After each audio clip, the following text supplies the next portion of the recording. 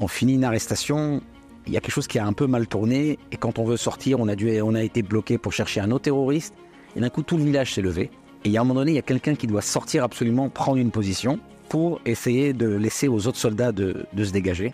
Et il y en a un qui sort, c'est un de mes voisins, il a 4 enfants. Et il vient, il dit, je vais y aller, il faut quelqu'un qui vienne pour nous ouvrir le chemin.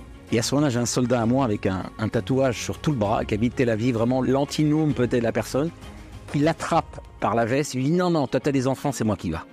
J'ai entendu qu'il y a eu plusieurs histoires comme ça un peu partout, mais c'est ce sentiment qu'on a reçu, qu'on a ressenti. Bonjour David. Shalom Gabriel. Où tu es le 7 octobre et comment tu as été rappelé en réserve? Ça fait la 8e fois que je suis appelé d'urgence. Mon unité est automatiquement appelée d'urgence parmi les premières unités. Mais là, c'est spécial. On est au Beth Knesset. Ça nous a rappelé les films sur la guerre de Kippour. Il y a un enfant de quelqu'un qui prie, qui rentre, qui est à l'armée, qui dit « Papa, regarde mon téléphone, c'est la guerre. Il y a des morts de partout. Il y a des morts dans les rues. Il y a des terroristes qui sont rentrés. » Et nous, on a commencé, on était en train de faire les hakafot, on tournait, on dansait, c'était complètement... Alors je sors, je lui demande quand même, je dis, qu'est-ce qui se passe? Alors moi, je me suis dit dans ma tête, il y a eu un gros attentat. Il y a 10, 50 terroristes qui sont rentrés, qui a fait un carnage. Et à ce moment-là, on a dit, bon, si c'est ça, notre victoire, c'est de continuer la vie, c'est de... Voilà, on veut pas leur donner cette victoire de nous gâcher la fête, c'était l'idée générale. Je rentre à la maison comme ça, en disant à la femme, t'as entendu quelque chose? Et puis je commence à voir des gens se balader dans la ville. À ce moment-là, la femme me dit, prends ton portable. Je prends mon portable. Je lui ai dit, je vais peut-être regarder à l'intérieur. Je regarde mon unité, venez tout de suite. Donc à 9h30, on a été appelé. 11h, on était déjà avec notre équipement, déjà prêt. Donc c'était un petit peu bizarre cette chose-là, mais la chose qui est incroyable, c'est que en quelques minutes, j'habite dans un endroit où les gens font Shabbat. Quand j'ai commencé à sortir, on voit des dizaines de voitures sortir de partout. On voit les femmes, comme ma femme, qui amènent les sacs, les machins, le matériel, etc. D'un coup, on a senti qu'il se passait quelque chose de manifestement plus grand que les autres fois. On ne savait pas exactement c'était quoi encore. On a su hélas un peu plus tard. Moi, j'ai servi en Judée-Samarie. Alors, on a l'habitude de servir en Judée-Samarie. Peut-être le 2e ou 3e jour. On rentre dans un village à côté de Ramallah. Je place mes soldats une partie sur le toit et une partie, je les descends dans un étage en bas. Je place un peu mes soldats dans l'étage en bas. Je dis, vous restez là, vous remplacerez les soldats d'en haut. Et j'ai un soldat à moi qui est un nouvel immigrant. Il me dit, mes parents, ils sont un peu stressés. Est-ce qu'on peut leur faire un petit FaceTime 1 minute? Rassure-les, dis-leur qu'on n'est pas à Gaza. Je dis, vas-y, on fait un petit FaceTime. Je leur dis, shalom, rassurez-vous, il n'y a pas de problème. On est ici, c'est tranquille. On n'est pas à Gaza, etc. Je finis, je remonte, prendre position avec mes soldats sur le toit. Et là, une salve de tir de 3-4 côtés. On réplique. L'escarmouche se finit. Et là, en 1 seconde, d'un coup, comme on dit en hébreu, la Simone est tombée, quelque chose a bougé, j'ai dit « Oh, je crois que cette fois-ci, ça va être autre chose. » Et là, on va dire comme ça, on est rentré tout de suite dans le vif du sujet. 1 mois et demi intensif avec 5-6 arrestations de terroristes du Hamas. Comme nous a dit les officiers, voilà, avant ces arrestations, on faisait les unités d'élite, Douvdevan, le Yamam, etc. Et là, d'un coup, on nous rentre et puis chaque arrestation est très violente. Enfin, vraiment, quelque chose qu'on n'a jamais vécu alors qu'on l'a déjà fait. Mais la chose qui est absolument incroyable, c'est que, voilà, tout le monde en a parlé. Ce premier jour du 7 octobre, tout le monde vient. 99%. Et là, c'est complètement dingue parce que, voilà, moi j'ai un soldat à moi, la veille, il s'est fiancé. Le vendredi, il s'est fiancé. Le lendemain, il est là. Il y en a un qui est en lune de miel. Au bout d'1 semaine, 10 jours, il arrive à trouver comment il est en Amérique du Sud, comment arriver, monter dans un avion. Il vient. Les gens lui disent, mais reste tranquille, reste avec ta femme en Amérique du Sud. Les gens font des pieds et des mains pour revenir. J'ai 2 soldats qui se sont mariés pendant les minuit. Personne n'a dit, je vais rester. Des gens qui n'étaient pas 5-6 ans, on les a pas vus, ils sont là. C'est-à-dire, ça, c'était quand même quelque chose d'assez invraisemblable. Et là, vraiment, on a senti ce moment-là, quoi. Quels sont pour toi les moments forts que vous avez vécus pendant cette période?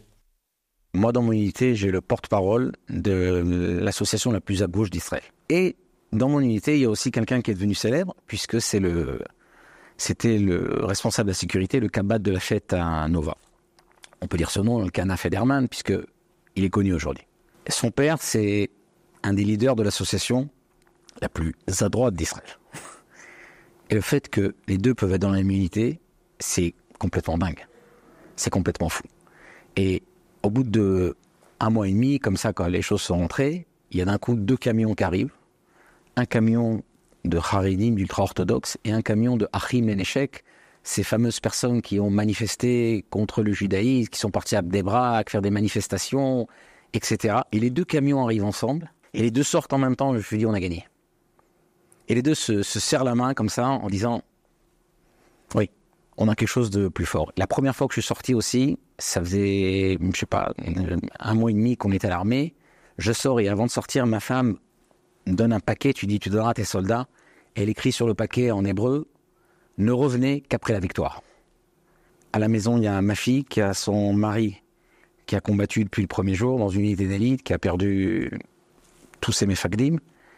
Il y a ma fille, au 8e mois, qui est son mari dans une autre unité d'élite aussi à Gaza, et mon fils dans une unité d'élite aussi, qui a laissé 3 enfants. Et on a à la maison un hamal, une ambiance militaire où on a les hommes au front, et ça, je pense que c'est un point qu'il faut rappeler. On n'aurait rien pu faire si on n'aurait pas eu ces femmes qui étaient vraiment des lionnes à la maison, qui ont donné cette force. Parce que personne ne peut se battre si c'est pas qu'à la maison, il y a quelqu'un qui l'envoie, qui le soutient avec la difficulté qui n'est pas logique. Encore une fois, c'est pas logique de laisser son mari aller se battre. C'est pas logique. Mais quand on n'a pas le choix, on n'a pas le choix. Tout le monde me pose la question, mais il n'y a pas des gens qui doivent être dispensés. C'est beaucoup de gens, dont beaucoup de gens religieux. Les gens nous disent, mais il y a écrit Naki, Shana et Beto, quand on se marie, on est 1 an. La seule erreur que les gens font, c'est que c'est dans une guerre qui n'est pas obligatoire, dans ce qu'on appelle Milchemet Mitzvah, une guerre obligatoire. Hein. On n'a pas le choix. Il y a la fameuse histoire de Zev Karov qui est parti le soir de son mariage se battre. Ses parents étaient partis voir le Rav Kanievski, Zatzal, et le Rav Kanievski leur a dit, non, Milchemet Mitzvah, il aurait dû partir, c'est normal. Et on a senti tous qu'on était obligé de partir parce qu'on est on n'a pas le choix. Parce qu'il y a une réalité, mais surtout parce qu'encore une fois, on se sent de nouveau appartenir à un même corps. Je cite dans mon livre une phrase qui est tout le temps mal dise. On dit tous « Kol Israël arivim ze lazé ». Mais dans le Talmud, c'est écrit 2 fois « Kol Israël arivim ze basé ». Pour les non-hébraïsants, la différence, c'est que « Kol Israël arivim ze lazé », on est solidaire. Je t'aide, tu m'aides. Aujourd'hui, je peux t'aider, demain, je peux décider de plus t'aider, pas parce que je t'aime, pas parce qu'aujourd'hui, j'ai d'autres intérêts. C'est un club. Kol Israël arivim ze basé, on est imbriqués les uns les autres comme dans une famille. Et quand on sent qu'on fait partie d'un même corps, eh ben on est prêt à tout faire pour l'autre. C'est-à-dire que le membre, il ne veut pas dépérir pour le corps, mais des fois, hélas, on doit sacrifier un membre pour le reste du corps. Et comme je donne tout le temps cet exemple, si une mère, elle voit Lohan et nous, son enfant, se retrouver sur une place avec plein de voitures, la première des choses qu'elle va faire, c'est courir chercher son enfant. Pas parce qu'elle veut mourir, pas parce qu'elle n'a pas peur du danger, parce qu'il y a quelque chose de plus grand elle, c'est son enfant dans ce cas-là. Et chaque soldat qui met des habits militaires, qu'est-ce qu'il dit en fait ? Il dit, moi, en tant qu'individu, il y a quelque chose de plus grand que moi, mon peuple, et je suis prêt à tout donner justement pour que ce peuple vive, pas parce que je veux mourir, pas parce que je pense qu'il faut la gloire du combat, on n'est pas belliqueux, mais parce qu'on n'a pas le choix et on est tous dépendants les uns les autres en faisant partie d'un même corps. Tu as écrit un livre récemment, est-ce que tu pourrais nous en parler ? Alors ça c'est intéressant, le livre s'appelle Am Ségoula, le peuple qui est capable, et c'est intéressant que quand je l'ai écrit, c'était au summum quand il est sorti de la révolution en Israël, et il y avait 2 choses qui étaient très très fortes dans ces manifestations, c'est tu n'es pas mon frère, les gens se disaient tu n'es pas mon frère, ça revenait souvent, même ça m'est arrivé aussi moi, qu'en promenant à Tel Aviv, quelqu'un m'a dit tu n'es pas mon frère, alors que je n'ai même pas parlé, mais bon, il a décidé de dire t'es pas mon frère, et l'autre chose c'est on va pas à l'armée, t'as qu'à y aller toi, moi je vais pas à l'armée. Et dans le livre, il y avait 2 choses qui étaient importantes. J'explique c'est quoi la notion de peuple, j'explique c'est quoi notre entité, et la chose centrale, c'est d'expliquer justement que notre relation qu'on a les uns les autres, c'est pas une relation qu'on s'est mis ensemble dans un club, mais c'est une relation qu'on est imbriqué en tant que famille. Ça, c'était le premier point. Et on est frères et sœurs parce qu'on veut ou pas, qu'on s'aime pas. Ça, c'est le premier point. Et le deuxième point, je parlais que justement l'exemple qui exprime ça, c'est que quelqu'un qui est prêt à mourir pour son ami à l'armée ou son voisin ou quelqu'un qu'il connaît pas, c'est quand même l'expression qu'il y a quelque chose qui me relie de plus fort qu'un club. Et bon, les gens me disaient, mais David, c'est gentil ce que tu as écrit, mais tu vois pas la réalité dehors, tu crées les informations. Et après, certaines personnes ont dit, t'avais raison. Je dis, non, c'est pas moi qui avais raison. C'est nos sages qui avaient raison, et la réalité, elle avait raison. Ce peuple, il est il fait partie d'une grande famille, même si on n'est pas tous d'accord, même si on n'est pas tous les mêmes, même si on se dispute. Et une expression, on aimerait que ça soit dans d'autres domaines, mais une expression extraordinaire, c'est que les gens sont prêts à donner ce qu'ils ont de plus cher pour eux, leur vie, pour quelqu'un que manifestement, il fait partie d'eux-mêmes.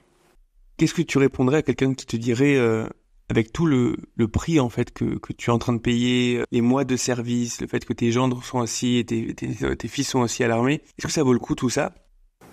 C'est la question qu'on pose tout le temps. S'il y a une chose que je suis très déçu depuis les années que j'ai quitté la France, c'est qu'il y a un mot qui est devenu un gros mot, c'est le mot effort. On a l'impression qu'effort, ça veut dire galère. Nous, nos sages nous disent qu'à chaque fois qu'on passe une étape dans notre vie, on doit faire un effort. Par exemple, on décide de se marier, c'est plus facile d'être célibataire que marié. Pourtant, on se marie parce qu'on veut passer à une autre étape.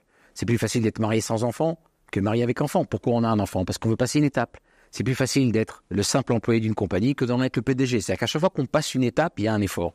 On pourrait comparer ça à une image. Quand on est spectateur, on regarde un spectacle, on est content, on apprécie, et on a profité du spectacle. Quand on monte sur la scène, on doit galérer avant, on doit répéter, on doit avoir le trac. Le jour où on bouge, tout celui qui connaît ça, on bouge le rideau, on voit les gens, on dit j'y vais pas, on a une boule au ventre. Mais quand le spectacle se finit, les gens applaudissent, on se dit waouh, je suis content d'être monté sur la scène de l'histoire. Ça fait 2000 ans que c'est l'histoire qui nous dirige, qui nous dit va là, va là, va là, va là, va là, va là, va là. Ça fait 2000 ans qu'on n'a pas eu de guerre, on n'a eu que des pogroms. Au bout de 2000 ans, aujourd'hui, on a la chance de lever la tête et de pouvoir se battre. Est-ce qu'on est content de se battre? Non. Notre prière ultimative qu'on dit plusieurs fois par jour, Oseh Shalom Ibroubav. Nous, on est des gens qui avons apporté la paix. Le message de paix qui est sur le bâtiment de l'ONU, c'est un message d'Isaïe. C'est un message que nous, on a apporté au monde, la paix, avant tout le monde. Mais on préfère être là. Et je pense qu'il y a un mot à dire par rapport aux Juifs qui sont en dehors d'Israël. Je pense que les centaines de messages qu'on a reçus, chacun, ça nous a réchauffé le cœur. Et ça nous a fait justement ressentir qu'on faisait partie d'un même corps. Même si une personne se trouve au Canada, aux États-Unis, en Australie, en France, au Maroc, je pense à tous les gens des 4 coins du monde qui m'envoient des messages, on est avec vous. Même si nous, on n'est pas l'armée, même si nous, il y en a qui prient, il y en a qui envoient des mots, il y en a qui ont organisé des colis, il y en a qui sont venus en volontariat. Mais même si les gens ils disent on est avec vous, c'est extraordinaire. Et je pense que, comme quelqu'un a dit, ce sentiment d'appartenance, c'est intéressant. Il a remis en question toute la notion, on va dire, de pourquoi on a créé un pays. Parce que si on vient en Israël pour se sauver de l'antisémitisme, bon, ça fait des années que je le dis, mais je crois que c'est pas le pays le plus sûr au monde, quoi. Si on a, alors, les attentats en France, l'antisémitisme, je crois que c'est un peu plus dangereux en Israël. Si on vient pour d'autres raisons, pour participer, pour se sentir actif au maximum à ce destin collectif, et c'est ce qui se passe, on le voit ces derniers mois avec cet engouement à venir en Israël. Quand les gens, ils ont pas la télé, ils n'ont pas l'information, ils savent pas ce qui se passe. Ils viennent pas pour se sauver de l'antisémitisme en France. Parce qu'on peut très bien vivre en France. Il y a des actes antisémites, ok, ça sera toujours moins dangereux qu'en Israël. Mais ils viennent parce qu'ils veulent participer, ou même certaines personnes qui ne font pas leur alia, ils décident de venir, d'être solidaires. On voit les dizaines de délégations de volontaires qui viennent, mais ça nous réchauffe le cœur. C'est des gens qui ont tout arrêté, qui viennent et qui disent on est avec vous, on veut vous aider. Et ça, c'est quand même un point assez extraordinaire qu'on a découvert à cette guerre-là. Il y a souvent des personnes qui se posent la question, mais comment on peut parler comme ça d'un retour du peuple d'Israël sur sa terre, d'une renaissance, mais vous voyez pas tous les problèmes qu'il y a aujourd'hui en Israël. Et je sais que tu as une histoire, une blague que tu aimes bien raconter en général aux jeunes sur ce sujet. Ah ouais, on est obligé de la faire celle-là. Effectivement, il y a toujours l'histoire de monsieur et madame Cohen qui sont sur un bateau à la pêche à Deauville comme ça, et puis le petit Cohen, il est en train de pêcher, et puis d'un coup il tombe dans l'eau. La mère, elle prie au ciel, elle dit mon Dieu, faites un miracle. Dieu fait un miracle, le gosse sort de l'eau. Le père enlace le gosse, dit merci mon Dieu, quel miracle. Et la mère juive, elle dit dis-moi le petit, quand il est tombé, il n'avait pas une casquette. Et ça résume 75 ans de l'histoire d'Israël. Regardez où on était il y a 75 ans.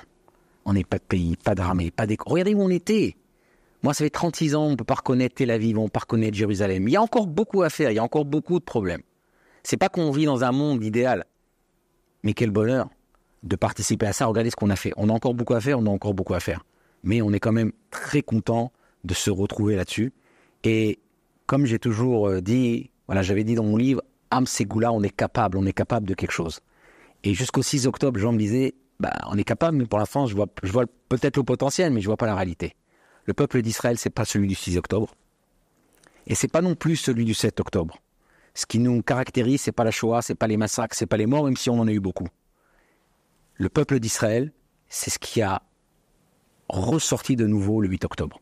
C'est ce sentiment d'appartenir à un même corps, c'est ce retour à cette notion d'appartenance juive, je dirais. C'est pas un mouvement de tchouva que d'un coup tout le monde décide de faire Shabbat. Même s'il y en a eu. J'ai un soldat à moi qui m'a demandé des films. Je lui ai dit, c'est quand la fois que tu as mis des films? Il dit, ma bar mitzvah, j'ai 27 ans. Bon, au Hachem, il y a beaucoup de gens qui se sont rapprochés, c'est vrai. Mais d'un coup, le nombre d'Israéliens connus qui ont dit, jusqu'à présent, je me décrivais comme Israélien, et maintenant, je me décris comme juif de nouveau. Et je pense que tout le monde a vu, celui qui ne l'a pas vu, on n'a pas le droit de voir, c'est interdit de voir des films de massacres, etc., du 7 octobre. Mais il y a un film qu'on est obligé de voir, c'est les quelques minutes où ils sortent de la bande de Gaza et ils rentrent vers les kibbutzim et ils parlent.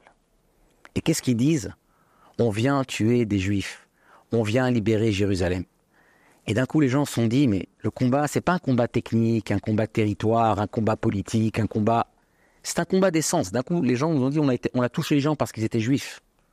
Et je pense que, comme j'ai dit, on n'est pas revenu dans ce sentiment qu'on vient dans un état refuge, mais dans un état avec un but. Et je pense que ce qui est extraordinaire, ce qui est ressorti de ce malheur-là, c'est que ce qu'on est Mesougal, cette force-là, elle existe.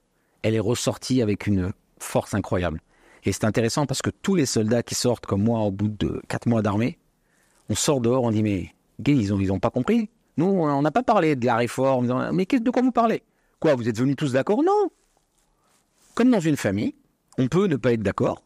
On connaît tous les discussions autour de la table de Shabbat, mais on peut ne pas être d'accord au sein de la famille. Mais on va plus redire t'es pas mon frère, je vais pas me battre pour toi, je vais Ken me battre pour toi. C'est fini ça. C'est fini. Alors c'est vrai qu'il y a encore des journalistes qui... Comme m'a dit un journaliste, il m'a dit, écoutez, moi en tant que journaliste, les trains qui arrivent à l'heure, ça n'intéresse personne. Donc je peux ne parler que des trains qui arrivent en retard. Ok, il faut bien vendre. Hein. Tu as guidé des dizaines de groupes de jeunes de tout horizon, des groupes Taglit, etc. Et comment tu arrives à faire passer l'idée que le judaïsme, c'est pas juste une préoccupation individuelle dans son rapport à Dieu, dans son rapport à sa tradition, mais qu'il y a quelque chose qui est au-delà, quelque chose qui est de l'ordre du collectif? Je crois que c'est pour ça que j'ai écrit le livre, pour expliquer cette idée. Et ce qui est très intéressant, c'est que je pense que j'ai eu la chance d'étudier avec le Rav Zuckerman Zatzal. Et il me dit, c'est très simple, quelqu'un qui est loin, on vient lui dire, tu sais, le judaïsme, il y a des mitzvot, il faut faire ça, je suis pas religieux. Hop, j'ai perdu. Tu sais, Israël, c'est un pays, le pays des Juifs, le sionisme, etc. Je suis pas sioniste. Boum. Comment on a un point d'attache? Par contre, on lui dit, t'es juif? Ouais. Bah ouais, c'est bon, t'es avec nous. Mais moi, je suis pas, j'aime pas. Ok, d'accord, t'es avec nous. Après, comment t'exprimes cette appartenance au peuple juif, c'est autre chose. Tu l'exprimes avec ton judaïsme, avec le sionisme, avec ça. Et je pense que la première des choses, c'est de comprendre qu'on appartient tous à ça, quoi qu'il arrive. Je prends des groupes Taglit où il y a des gens qui ont découvert qu'ils étaient juifs il y a 3, 4, 5 ans. Vraiment, ni bar mitzvah, ni brit mila, vraiment des gens qui sont très loin, ce que j'appelle le tiers communautaire qu'on ne voit pas dans les radars. Et la phrase qui revient, et ça c'est extraordinaire, depuis que je sais que j'appartiens à ce peuple aujourd'hui, jamais j'aurais pensé vibrer pour un pays que, voilà, moi j'ai grandi en France, j'ai une culture française, je suis là, et c'est mon peuple, c'est le destin de mon peuple. Et encore une fois, on le sait, quand Dieu crée le peuple d'Israël, c'est pas pour que la personne soit seule en face de Dieu. Mamlechet Kohanim Vegoy Gadosh, qu'on a dit dans la paracha, en fait, on crée une nation éducatrice pour apporter au monde. Comment on apporte au monde? On ne peut pas apporter au monde en tant qu'un juif là, un juif là, un juif là, un juif là. On peut essayer d'apporter quelques idées. Alors, à New York, les gens savent quelques mots en yiddish. Ok. À Paris, on sait quelques mots en yiddish. Ok. Mais qu'est-ce qu'on apporte à l'humanité en tant que nation qui vivant comme nation? C'est-à-dire qu'on ne peut pas expliquer, il y a l'histoire connue de Louis XVI qui a rencontré le Chida, et le Chida lui a donné quelques conseils, et quand il a voulu donner des conseils sur la politique et l'armée, il a dit, mon ami, vous n'avez pas d'armée, vous n'avez pas de politique, vous n'avez pas d'économie, ça tu peux me donner des conseils. Tout à fait. On ne peut pas aujourd'hui donner des conseils comment vivre une armée. Et l'exemple est extraordinaire. Je guide beaucoup de grandes écoles, HEC, ESSEC, etc. Ils viennent juifs, non juifs. Et ces gens-là aussi m'ont envoyé des messages. Et ils m'ont dit, il y a un truc extraordinaire chez vous. Ils m'ont dit, vous êtes une nation où les soldats ne se comportent pas comme les soldats du monde entier. Nous, on explique à l'humanité entière que nous, les soldats, ils ne pillent pas, ils ne violent pas. C'est une réalité chez nous. Donc on montre qu'on peut être une armée morale. On montre comment une économie, aujourd'hui on s'occupe des gens à droite à gauche. On montre comment une vie sociale peut être vive. Quand on amène des juifs d'Éthiopie de 90 ans, c'est un poids économique pour le pays, mais c'est nos frères. Donc on montre à l'humanité comment une nation se comporte. On ne peut pas influencer les nations du monde si on n'est pas soi-même une nation.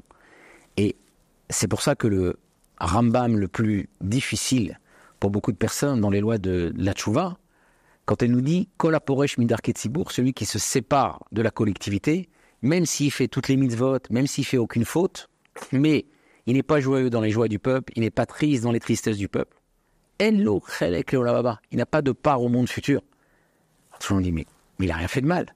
Mais c'est quoi, il n'a rien fait de mal? Il a travaillé en face de Dieu.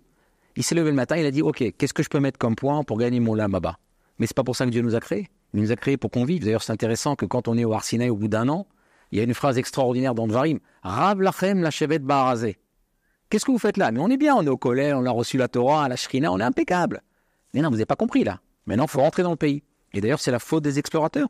Les explorateurs, on dit qu'ils ont rencontré 3 Meraglim, Ahman, Shashai et Talmaï. Et dans la Gemara, dans Sota, et les commentateurs nous expliquent qu'il y en a un qui était responsable de l'économie, un qui était responsable de la guerre et un de la politique. Ok? Et ils ont dit, en fait, c'est ça qu'ils ont eu peur.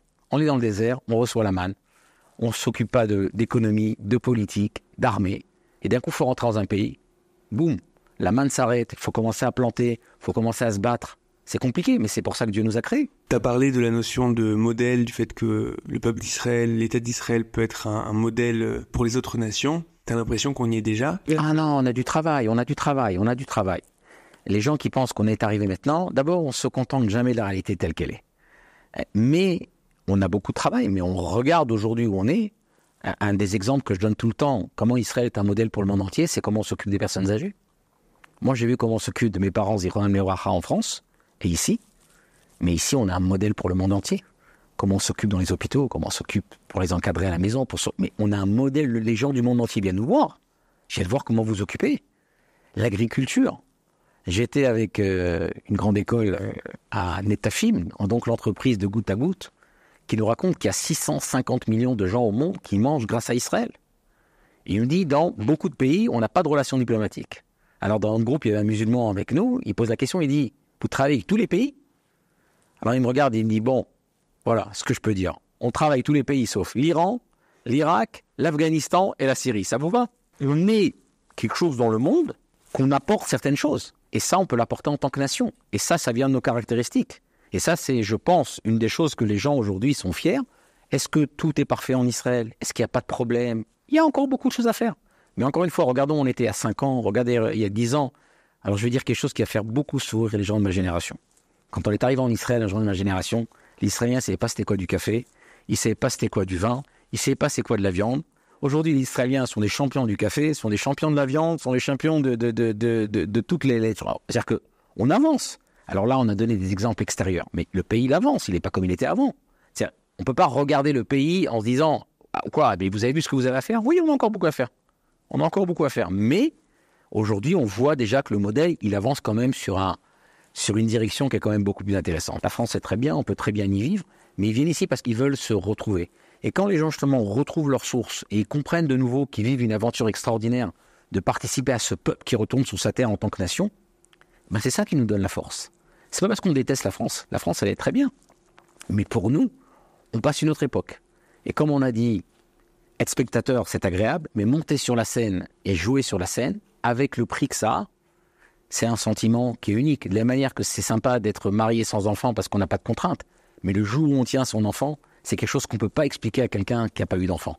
Et ça, je pense, le conseil. On doit se préparer, on doit comprendre pourquoi on le fait. Personne ne doit se sauver de la France. Et j'ose dire que j'ai dit à certaines personnes qui voulaient partir tout de suite après un groupe, dans 3 mois, je pars. Réfléchis, regarde à ce que tu vas faire. C'est pas une fuite.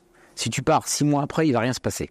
L'important, c'est que tout ce que tu fais, tu le prépares, tu le fasses, mais n'oublie jamais où tu es. On a une chance aujourd'hui de réaliser notre rêve de façon assez simple. On prend un billet d'avion, on s'installe, etc.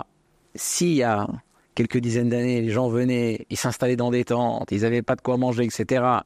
Et ils avaient cette motivation, alors qu'est-ce qu'on voit en fait? Quelqu'un qui comprend pourquoi il est là, pourquoi il veut venir là, les choses seront plus faciles pour lui. Quelqu'un qui ne sait pas pourquoi il est là, chaque petite difficulté va lui paraître un monde. C'est pour ça qu'on doit se préparer. J'invite toujours les gens à écouter des choses. Aujourd'hui, on a des cours, on a des chaînes intéressantes. Chauffard, c'est bien, non? Voilà. Il y a beaucoup de choses sur Internet qui circulent. C'est vrai, je dis aux gens, avancez, apprenez, lisez des livres. Comprenez la chance que vous avez. Et en fait, ça va vous donner beaucoup de force quand vous arrivez en Israël. Et beaucoup de gens me le disent, pour affronter une réalité qui, effectivement, il faut comme chaque chose dans la vie, il faut faire des efforts. Et comme on a dit, un effort, le mot effort n'est pas un gros mot. Le mot effort ne veut pas dire galère. Ok, le effort, ça veut dire qu'on doit sortir un peu de soi-même pour passer une autre étape. Hymne national, il s'appelle la Tikva. Et ce qui est très intéressant, c'est que les gens ne savent pas que Odlo Avda Tikvatenu, ça vient pas de Naftali Zvi Ginber, mais ça vient du prophète Yecheskel. Quand vous direz Aten Tagillu Avda Tikvatenu, quand vous direz on n'a plus d'espoir, moi je m'occuperai de vous. Et quand aujourd'hui on renaît de nos cendres, on est bientôt 7 millions en Israël, je pense qu'on a une chance incroyable de vivre cette époque-là. Moi, ça fait 36 ans que je suis là, et il n'y a pas un mois qui passe sans que je dise à ma femme, mais quelle chance on a de vivre cette époque. Elle a un prix, c'est pas facile. Encore une fois, j'ai fait beaucoup de Milouim dans ma vie, mais sortir 4 mois de la maison, c'est complètement invraisemblable. C'est complètement fou. Ça n'a pas de sens. Tout le monde raconte la même chose. On sort de Milouim pendant une semaine, on ne sait pas ce qui se passe, on a oublié, on doit aller chez le docteur, on ne sait pas ce qui se passe, on a un trou dans notre vie. Bon, il y a un prix à ça. Mais quand on se lève le matin, de nouveau, on a mis les habits militaires, on a dit, mais mon grand-père, il aurait rêvé de mettre ces habits-là. Il aurait rêvé de se battre. Pas parce qu'on est belliqueux, mais parce qu'à son époque, c'était pas des batailles qu'on donnait, c'était des pogroms. On a cette chance-là, elle a un prix, mais on a un espoir. On prie pour la paix, on prie pour les otages, on prie pour le retour de tous nos soldats. On sait qu'à chaque fois qu'on fait quelque chose, il y a un prix, mais on est tellement content d'être des acteurs actifs de ce destin collectif du peuple d'Israël. Et ça nous donne toute la force du monde.